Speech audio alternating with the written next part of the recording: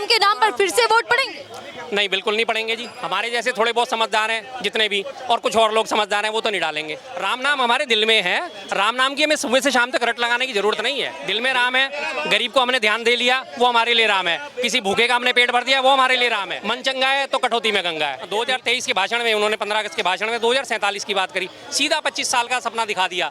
25 साल में मैं बूढ़ा हो जाऊंगा, 75 साल का हो जाऊंगा, 25 साल की आज की जनरेशन 50 साल की हो जाएगी। किसको याद रहेगा मोदी जी ने क्या कहा? भैया जी भी मेरे साथ है। भैया जी क्या कहेंगे? मोदी जी कह रहे हैं कि पुरानी सरकार हैंग हो जाती थी, हमारी सरकार में देखिए काम रफ्तार से। वो कभी किसी चीज़ की तारीफ करी उन्होंने आज तक? उनके अटल बिहारी वाजपेयी नेताजी थे, संसद में, भरी संसद में कहते थे कि मैं ये नहीं कहता कि पिछली सरकारों ने काम नहीं किए, मैं कहता हूँ कि उन्होंने काम करे, लेकिन हमें भी काम करने का मौका देना चाहिए। लेकिन मोदी जी की तो जब से शुरुआत हुई है 2014 से, सिर्फ एक चीज़, कांग्रेस ने क्या करा, नेहरू जी ने क्या करा, कांग्रेस ने क्या करा, नेहरू जी ने क्या करा, राहुल गांधी क्या करते हैं, सोनिया गांधी क्या करती है। उसके अलावा उनके पास कुछ काम होता है गिनाने के लिए? कोई भी एक शब्द उसके अलावा कुछ उनके पास होता है कभी भी देश के बारे में बात करने के लिए? या तो वो बात करेंगे बिल्कुल आज़ादी के टाइम की, जब हमारा देश शुरुआत में बिल्कुल शुरुआत हुई थी आज़ादी के बाद से, या वो बात करेंगे पुरातन संस्कृति की कि हमने संस्कृति को वापस लिया है। वो कभी भी फ्यूचर की बात करेंगे तो सीधी 1000 साल की बात करेंगे। 21वीं सदी में वो 22वीं सदी की बात करते हैं। आज 2023 के भाषण में उन्होंने 15 अगस्त के भाषण में 2047 की बात करी। सीधा 25 साल का सपना दिखा दिया।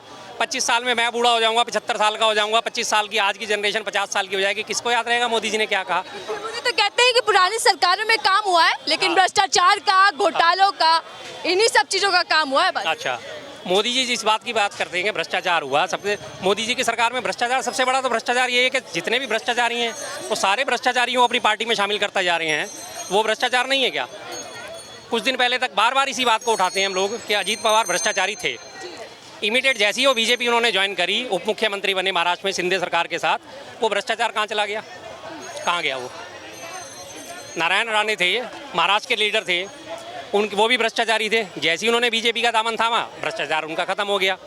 जैसे ही हेमंत बिस्वा शर्मा ने बीजेपी का दामन थामा, भ्रष्टाचार खत्म हो गया। तो कहाँ चला जाता है भ्रष्टाचार? कहाँ चला जाता है वो? खत्म हो जाता है उसका। जो भी नेता भ्रष्टाचारी होता, बीजेपी में जाते उसका भ्रष्टाचार खत्म हो जाता। ऐसा क्यों है कि बीजेपी में शामिल हो जाओ तो भैया आप पाक साफ हो गए? ऐसा क्यों है सर? हाँ, तो कौन बीजेपी, सा मैजिक है बीजेपी के पास? मैजिक कोई नहीं है जी। दूसरे का वो एक बड़ा वो कौन से OTT प्लेटफॉर्म पे एक वो प्रोग्राम आता था कि तुम्हारा कुत्ता कुत्ता और मेरा कुत्ता टॉमी वाला वो हाल है, मुझे पूरा याद भी नहीं क्या बोला था उसने। तो उनका हाल वही है कि मैं तो बिल्कुल पाक साफ हूँ, लेकिन बाकी सारे के सारे गंदे हैं। मेरी पार्टी के सब पाक साफ हैं, लेकिन बाकी सारे गंदे हैं। मेरी लड़कियों को निर्वस्त्र करके घुमाया गया। वो ऐसे आज के आधुनिक युग के भ्रष्टाचार बन के बैठ गए, जिनकी भरी सभा में द्रौपदी का चीरहरण हुआ और भ्रष्टाचार आंख मूंद करके बैठा था। सत्ता उसकी थी, सीट पे वो था, लेकिन उनके मुंह से शब्द नहीं निकले। वही हाल आज मोदी जी का है। आंख पे पट्टी बांधे बैठे हैं, उनके साथ सारी सरकार गांधारी बनी बैठी है। जो कुछ काम होता है उसमें वो पट्टी बांध के बैठ जाते हैं। अभी रिसेंटली ताज़ा उदाहरण देख लो आप, कतर में हमारे 9 पूर्व नौसैनिकों को फांसी की सजा दे दी। क्या आ रहा है उनका बयान? मैं स्तब्ध हूँ। अरे भैया शब्द कैसे हो? पिछले 14 महीने से उनका केस चल रहा था, तुम्हें पता ही नहीं था? एक तो आप 9 साल बीजेपी को हो चुके हो, तो पीएम मोदी भी ये कह रहे हैं कि 2014 सिर्फ तारीख नहीं थी बल्कि बदलाव था। और देखिए आप बदलाव कितना हो रहा है, नया भारत बनता जा रहा है। किस किस्म का नया भारत बना है बताइए? कोई एक आध चीज़ तो मुझे गिनाइए। चलो मुझे तो पता नहीं होगा, आप पत्रकार हो, आप बता सकते हो, या यहाँ से कोई एक अंधभक्त पकड़ लो। गिनवा पाए? बताओ। जनधन योजना गिनवा रहे, देश मजबूत हो गया, कह रहे आयुष्मान कार्ड बन गया। ये मणिपुर कर रहे हैं। जो ये हिमाचल के अंदर कितना सैलाब आया, कितना तूफान आया हिमाचल में, मंडी डूब गई, टूट गया, फूट गया। किसने जाके देखा? हमारी सरकार बन गई जी। वहाँ सरकार बनाने से क्या होता है? अरे बच्चे पैदा करना तो आसान है, बच्चों को पालना बहुत मुश्किल है। चाचा जी अगर मैं गलत नहीं हूँ, आपदा में और हिंसा में तो फर्क होता है ना, यही पढ़ाया गया हमें। हिंसा वाले भी हिंसा कोई करवा नहीं रहा है, हिंसा को रोका भी गया है। लाखों लोग लग रहे हैं वहाँ पे, ऐसी कोई कहानी नहीं है। हिमाचल में आपदा आती है, तबाही होती है, तब कोई नेता नहीं जाता। एक दिन भी कांग्रेस है, कौन जिम्मेदार? कोई भी हो, जो जिम्मेदार क्या आदमी मतलब देखने तो जाए कि तुम्हारा हाल क्या है। तो सरकार तो बना दी, सरकार बनाने से क्या? कांग्रेस की बात है, कांग्रेस की सरकार है तो कांग्रेस के राहुल गांधी भी वहाँ पे पहुंचे, प्रियंका गांधी भी वहाँ पे पहुंची, सुखविंदर सिंह सुक्खू लगातार वहाँ पे रात का। अमित शाह भी गए थे मणिपुर, अमित शाह गए थे, क्या करके आए? वो रोक दिया उन्होंने। हिमाचल की आपदा जो थी प्राकृतिक आपदा थी, मानवीय नहीं थी वो। फिर बकवास करते हैं। कैसी बातें कर रहे हैं? चलो तो मणिपुर याद रहेगा लोगों को। अरे मणिपुर के अंदर भी बहुत कुछ दुनिया में होता है। छोटा मणिपुर में वो प्राकृतिक आपदा थी, कहीं से मंगल ग्रह से वो 4 लोग आए थे, मंगल ग्रह से वो जुलूस आया था, मंगल ग्रह से वो जुलूस आया था, क्या वो प्राकृतिक आपदा थी? चाचा जी, उन्हीं के हो तो क्या कर लोगे? मोबाइल तो हैंग बीजेपी का भी हो सकता है ना? क्या ये मोदी कह रहे हैं कि पुराने सरकारें हैंग हो जाती थी, तो अभी भी सरकार हो सकती है हैंग। ऐसी कोई नहीं है, पहले बात को समझो। ये कह रहे हैं ना 1000 साल पुरानी बात, 50 साल 25 साल। मैंने नेहरू को भी देखा है और गांधी को भी, इंदिरा गांधी को भी देखा है, मैंने राहुल उसको देखा है। मगर जिसके अंदर क्वालिटी होगी वो बनेगा। क्वालिटी दिखाओ, आगे बढ़ो। मैं यही कहता हूँ, जब क्वालिटी नहीं है तो बंदा क्या करेगा? मेरे अंदर क्वालिटी नहीं है, मुझे कोई झाड़ू लगाने पे नहीं रखेगा, रख लेगा? कैसी बातें कर रहे हैं सर? जिसके अंदर क्वालिटी हो वो बनेगा। चाचा का मैं मान जवाब दे रहा हूँ क्वालिटी का। आप कहो मान दो 50 लाख के घोटाला इसने करा है, ठीक है, उस पर CBI बिठा दो, ठीक है, वो आपकी पार्टी में आ जाए, हाँ वो बिल्कुल सही है। अरे सुन लो वो मान दो मैं, वो ठीक हो जाएगा। अब बात रही मणिपुर की, मणिपुर में क्या होता है भाई, जहाँ से दूसरे सरकार है तुरंत मुँह खोल दो, अब जहाँ अपनी सरकार है जहाँ बोलो नहीं भाई, ये चल रहा है। ये अमित शाह भी गिनवा रहे हैं कि 550 साल टेंट में रहे भगवान राम। अब टिकट कटवा लीजिए भैया अयोध्या का। उधर पीएम मोदी भी कह रहे हैं कि 22 जनवरी को भव्य राम मंदिर बनकर तैयार हो जाएगा। क्या राम के नाम पर फिर से वोट पड़ेंगे? नहीं, बिल्कुल नहीं पड़ेंगे जी। हमारे जैसे थोड़े बहुत समझदार हैं जितने भी, और कुछ और लोग समझदार हैं, वो तो नहीं डालेंगे। राम नाम हमारे दिल में है। राम नाम की हमें सुबह से शाम तक रट लगाने की जरूरत नहीं है।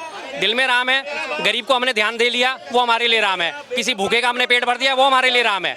सीधी सी बात है। मन चंगा है तो कटौती में गंगा है। नहीं तो आप चाहे राम मंदिर चले जाओ, चाहे अंकोर वाट मंदिर चले जाओ इंडोनेशिया के कहीं। क्या कह रहे हैं सर जी? पीएम मोदी कह रहे हैं 2014 के बाद बहुत विकास हो गया। अरे विकास तो हो ही रहा है। जो भी माँ, एक बात बताओ, 1 मिनट बात सुनो।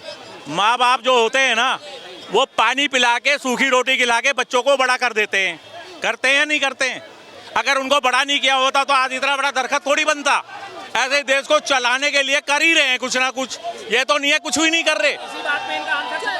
जो ये बात कर रहे हैं ना, इसी बात पे इनका और इनकी पार्टी का, वो ठीक है कि माँ बाप अपनी सूखी रोटी खिला के, पानी पिला के बच्चों को बड़ा कर देते हैं, दरख्त बड़ा हो जाता है। तो वही हमारे पुराने जो नेता थे, उन लोगों ने इसी तरह से हमें खिलाया पिलाया, जबकि हमारे पास संसाधन नहीं थे, कुछ नहीं थे। उसके बावजूद आज भारत की स्थिति ये है कि भारत आज महाशक्ति है।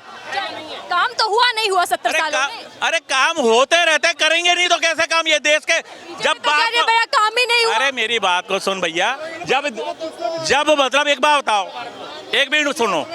जब देश इतना बड़ा बाप बनाया है तो वो देश को चलाएंगे, कुछ तो करेंगे या नहीं करेंगे, या ऐसे ही कर देंगे? तो कौन सी सरकार ज्यादा बेहतर चला रही है? भैया देखो, जो भी सरकार आए, कोई भी आया टू जेड, अपने देश को चलाना है। पहले बात को समझ लो। देश को चलाओगे आगे बढ़ेगा, और जो कर रहा है उसे करने दो। अगर किसी की सलाह है भाई हम इनको नहीं रखना चाहते, उनकी मर्जी है। जिसके अंदर पावर है, जिसकी क्वालिटी है, उसको लाओ, देखे तो सही कौन है। चेहरा नहीं है क्या? चेहरा नहीं है क्या मोदी जी को टक्कर? मोदी जी क्या करेंगे जाके? मोदी जी को अभी 10 साल और लाना है। 10 साल फिर से बीजेपी सरकार। इनके कहने से अगर आ जाए तो ये तो सोचेंगे, इनका क्या है। एक वोट हमारे इस पे बोल के जा रहा हूँ, अगर मोदी जी 10 साल नहीं रहे तो मेरा जो चाहे जुर्माना। चैलेंज कर। हाँ चैलेंज। रुकिएगा चाचा जी, जवाब दे देता हूँ भैया। इनको ये बता दीजिए, हमारे ज्यादा स्टेट जो हार रही है भैया, क्यों हार रही है? अरे क्यों? अरे अभी हार रही है यार, अभी हार के गई है, चिल्ला रहे हो यार, पता ही नहीं है आपको, हारी नहीं है। चाचा जी सुन लीजिएगा, आप भी के सवाल का जवाब दे रहे हैं। आपने चैलेंज क्या रुकेगा? क्या 10 साल फिर से बीजेपी रहने वाली, कोई और पार्टी सत्ता में नहीं है। जाने के बाद अब वापसी नहीं करेगी मतलब 30-40 साल के बाद वापिस नहीं आएगी। अब ये जो अब बात देखो, बात बीजेपी खराब भाई, अगर अच्छे काम कर रहे हो आपको तकलीफ नहीं, सरकार जाएगी, आपको पता चल जाएगा कि आपने अच्छे काम करे।